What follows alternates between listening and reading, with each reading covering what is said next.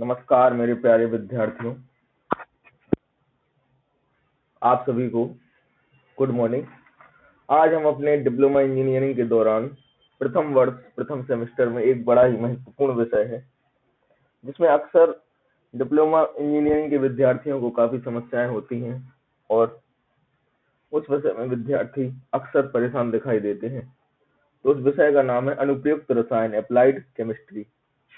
तो आज हम नए सिलेबस 2022 सत्र में जो सिलेबस है उसका मूल ढांचा आप सभी को बताएंगे। सिलेबस में आपको बताते चलें कि अप्लाइड केमिस्ट्री का सिलेबस मुख्य तौर पर इंजीनियरिंग, खासकर मैकेनिकल इंजीनियरिंग, सिविल इंजीनियरिंग के भविष्य में एप्लीकेशन में जो जो विषय वस्तु शामिल की जाती हैं वही विषय वस्तु अप्लाइड केमिस्ट्री के सिलेबस में भी दिखाई देती हैं, जिसमें आपको बहुत ही संक्षेप में बताते चलें कि कुल 12 चैप्टर हैं, जिनमें पहला चैप्टर परमाणु संरचना। परमाणु संरचना में आपको उन सभी टॉपिकों के बारे में पढ़ाया जाएगा जो आपने 11th 12th में पढ़ रखे हैं, जैसे कि परमाणु के सभी मॉडल, परमाणु के सभी मॉडलों के अलावा जो बेसिक है परमाणु, नाभिक, समस्थानिक, संभारित, उन सभी का आपको अध्ययन कराया जाएगा, जिनमें मुख्य फंडामेंटल डिटेल्ड कंटेंट की बात करें तो सबसे पहला है, अगर यूनिट वाइज भी डिवाइड करें तो कुल 6 यूनिट है, जिसमें पहली यूनिट है atomic structure, periodic table and chemical bonding. इसमें मुख्य तौर पर आपको फंडामेंटल प्रैक्टिकल्स, जिसमें mass and change of electrons, protons and neutrons with name of the scientific who discovered these fundamental practice, मतलब परमाणु का बेसिक और परमाणु में जो जो तत्व हैं उनकी खोज जिन वैज्ञानिकों ने की उस सभी का ज्ञान दिया जाएगा। दूसरा Bohr model of atom and success and limitations और of atomic theory. Bohr model का विस्तार पूर्वक अध्ययन, बोहर मॉडल की अच्छाइयां और बोहर मॉडल की जो कमियां हैं या जो सीमाएं हैं उनका वर्णन किया गया है। तीसरा टॉपिक है atomic number, atomic mass number, isotopes and isobars. इसी के आगे अगर हम देखें तो चौथा definition of orbit and orbitals, shapes of S and P orbitals only, quantum number and their specification. इसमें क्वांटम नंबर मुख्य है। अगला topic aufbau principle, Pauli exclusion principle and Hund का नियम, electronic configuration of element with atomic number. अगला है आपका modern periodic law and periodic table. आपको बताते चलें कि यह दूसरे चैप्टर में आता है, तत्वों का वर्गीकरण। Model periodic law and periodic table, groups and periods, classification of elements into S, P, D and F block. मतलब तत्वों को किन किन कक्षों में रखा गया है, किस कक्ष की क्या विशेषताएं हैं, किस कक्ष के तत्व की क्या प्रॉपर्टियां हैं, क्या दो गुणधर्म है, और रासायनिक टेबल में बाएं से दाएं या दाएं से बाएं जाने पर क्या परिवर्तन होता है, इसका मुख्य ध्यान दिया गया है। अगला आपका टॉपिक है chemical bonding and causes of bonding and types such as ionic bond in NaCl sigma and covalent bond in hydrogen chloride, chlorine, elementary idea of hybridization in beryllium chloride इत्यादि।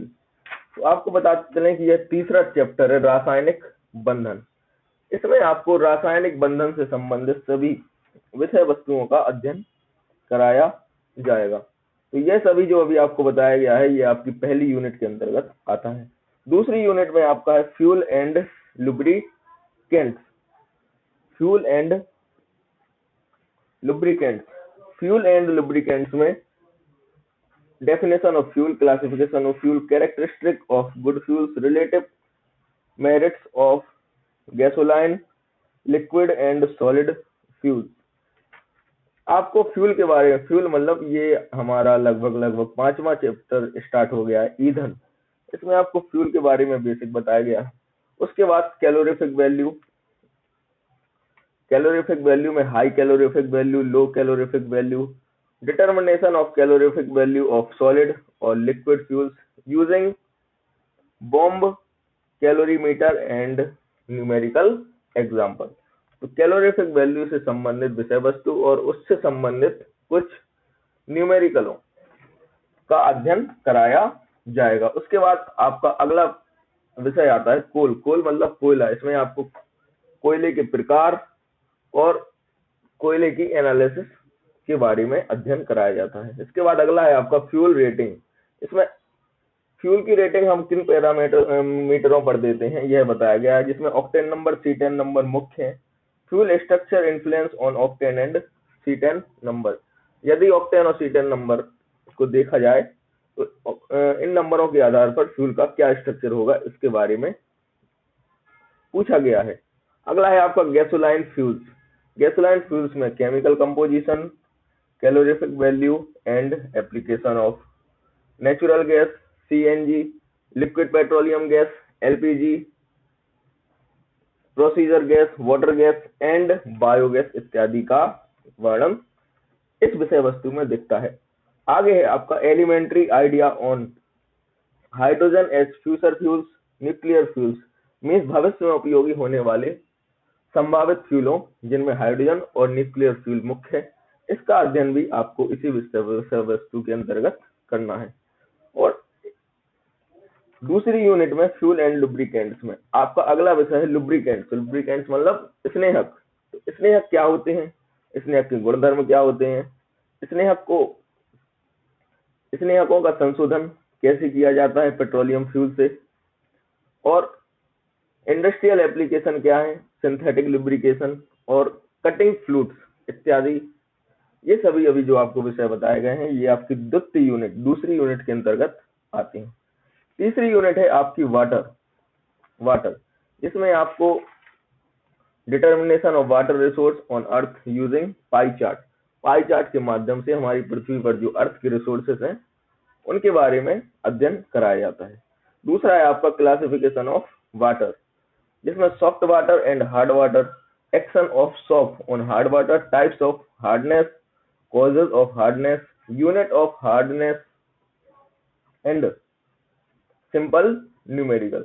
तो इसमें आपको वाटर का classification means water के प्रकार, इसमें एक soft है दूसरा हार्ड है, और इन सभी का क्या प्रभाव पड़ता है और इनकी हार्डनेस क्या होती है तथा हार्डनेस से संबंधित नियम तथा न्यूमेरिकल इस विषय वस्तु के अंतर्गत आते हैं।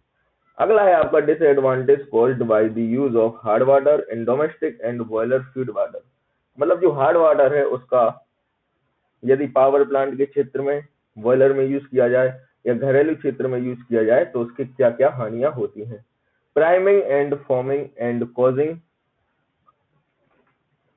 इन बॉयलरों में क्या क्या प्रॉब्लम्स होती हैं हार्ड वाटर की, इन सभी का विस्तार पूर्वक विषय अध्ययन इसके अंतर्गत आता है। अगला है आपका removal of hardness. Removal of hardness means hardness को कैसे खत्म किया जाए। Permit process and ion exchange process, दो प्रक्रियाएं परमिट एंड आयन एक्सचेंज, इसके अंतर्गत आपको हार्डनेस को खत्म करने के प्रकारों का अध्ययन कराया गया है। अगला है आपका physico chemical method for water quality testing. Physico chemical method के द्वारा वाटर की क्वालिटी का टेस्ट, जिसमें 3 मेथड मुख्य हैं। Determination of pH value using pH meter, total dissolved solid testing and estimation of alkalinity indicators, types and application, total hardness by EDTA method, ये बड़ा important है, एंड ओहिनर्स मेथड। ओहिनर्स मेथड मतलब chemical reaction of EDTA method are excluded. तीसरी आपकी method है understanding of Indian water quality standard as per WHO। अगला विषय वस्तु है आपका natural water sterilization by chlorine and ultraviolet radiation and reverse osmosis, इसको हम आरओ भी कहते हैं शॉर्ट फॉर्म में। अगला है आपका municipality waste water treatment, definition of bio medical waste management इत्यादि। तो म्युनिसिपैलिटी का जो वेस्ट को ट्रीट करने की प्रक्रिया है और अन्य जो हानिकारक हमारे घरों से निकलने वाला कचरा, इन सभी को कैसे ट्रीट किया जाए, इसके संदर्भ में आपको अध्ययन कराया जाता है। तो यह सभी तीसरी यूनिट के अंतर्गत आता है। चौथी यूनिट में इलेक्ट्रोकेमिस्ट्री, जिसमें रिडॉक्स रिएक्शंस, इलेक्ट्रोड पोटेंशियल्स, नाट्स इक्वेशंस, इलेक्ट्रोकेमिकल सेल्स, जिसमें गैल्वेनिन एंड इलेक्ट्रोबाइट्स मुख्य हैं, का अध्ययन कराया जाता है। पांचवी यूनिट है आपकी corrosion and its controls. Corrosion mean संक्षारण और उसके नियंत्रण।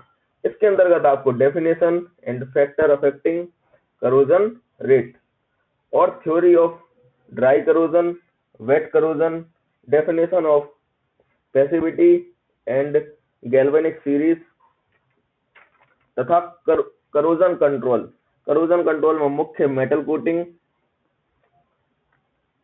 Unorganic coating, inorganic coating, organic coating, internal corrosion preventive measures इत्यादि विषय वस्तुओं का अध्ययन आपकी पांचवी unit corrosion and its control के अंतर्गत कराया जाता है। आपकी लास्ट तथा important unit organic compound, polymers and plastic. इसमें आपको ऑर्गेनिक कंपाउंड क्या कहलाते, पॉलीमर्स क्या कहलाते और प्लास्टिक क्या कहलाते तथा इनके क्या क्या एप्लीकेशन है, इनके क्या एडवांटेज है, क्या डिसएडवांटेज है, यह कितने प्रकार के होते हैं, इन सभी विषय वस्तुओं का अध्ययन कराया जाता है। जिसमें मुख्य classification of organic compound and IUPAC पद्धति, definition of polymer, monomer, degree of polymerization. अगला है आपका brief introduction to adding and condensation of polymers with suitable example, जिसमें मुख्य है PEPS, PVC, Teflon, nylon 66 and Bakelite. अगला है आपका definition of plastic, thermoplastic and thermosetting plastic with suitable example. इसका मतलब प्लास्टिक क्या है, थर्मोप्लास्टिक क्या कहलाता है, थर्मोसेटिंग प्लास्टिक कहलाता है, और इसका जो वर्णन करना है वो उदाहरण सहित करना है। एंड थर्मोप्लास्टिक और थर्मोसेटिंग प्लास्टिक में क्या क्या अंतर होते हैं, उनका आपको डिफरेंस भी बताना है। लास्ट टॉपिक है आपका application of polymer in industry and daily life. Polymers के एप्लीकेशन यदि हम घरेलू यूज की बात करें तो क्या क्या हो सकते, औद्योगिक क्षेत्र में पॉलीमर्स के क्या क्या यूज होते, इसका अध्ययन करना है। तो इसी सिलेबस को मुख्य 12 चैप्टर्स के अनुसार डिवाइड किया गया है, जिनमें पहला चैप्टर है आपका परमाणु संरचना, दूसरा तत्वों का वर्गीकरण, तीसरा रासायनिक बंधन, चौथा ठोस अवस्था, पांचवा गैसीय एवं द्रव अवस्थाएं, छठवां चैप्टर आपका ईंधन, सातवां स्नेहक, आठवां जल, नौवां वैद्युत रसायन, 10वां संक्षारण एंड उसका नियंत्रण, 11वां कार्बनिक पदार्थ और IUPAC नामांकन या पद्धति, 12वां चैप्टर है आपका बहुलक तथा प्लास्टिक। तो इन 6 यूनिट तथा 6 यूनिट का 12 चैप्टरों में रूपांतरण कर अप्लाइड केमिस्ट्री प्रथम वर्ष प्रथम सेमेस्टर डिप्लोमा मैकेनिकल इंजीनियरिंग तथा सिविल इंजीनियरिंग के विद्यार्थियों को इस सिलेबस के अनुसार अपनी रणनीति तथा तैयारी करनी है। और mechanical engineering, civil engineering, diploma स्तर तथा ग्रेजुएशन स्तर बीटेक पर क्लासेस और सिलेबस का जानकारी प्रदान करने के लिए आप हमारे चैनल से जुड़े रहें। चैनल को सब्सक्राइब तथा शेयर एंड लाइक करें। बहुत बहुत धन्यवाद।